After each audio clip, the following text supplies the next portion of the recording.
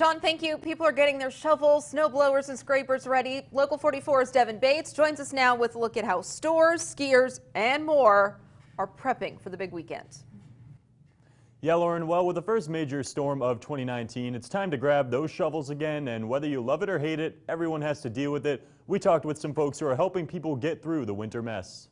With widespread snow expected to fall in the Green Mountain State this weekend, Vermonters are gearing up. At Ace Hardware in Burlington, the staff was busy stocking shovels and other winter items for last-minute shoppers. We just started today seeing people coming in, they've been putting off, they've got their shovels they've been pushing for however many years that are getting old and worn out, and it's time to replace them, and it's getting time. So that's really the traffic we're seeing, the people planning ahead because they know the snow's coming. Meanwhile, when it comes to cleaning up the roads, plow drivers told me they aren't worried about any trouble with this storm, given the timing of it and the fact that snowbanks haven't started to narrow roadways yet. It also helps when you have 52 years of experience on the job, like Paul Goodrich with the Shelburne Highway Department.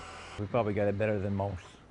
We don't have the back roads that a lot of towns have. Just hope we don't have any breakdowns and we can handle it. If we have a breakdown or you lose a truck or something, if it breaks down, then you're in trouble. While many might be dreading storm cleanup, skiers and snowboarders are excited about the incoming snow. Not only will there be fresh powder on the mountains, but for many, it's a long weekend, with Monday being Martin Luther King Jr. Day. We caught up with Scott Pellegrini from Bolton Valley to see what they're expecting.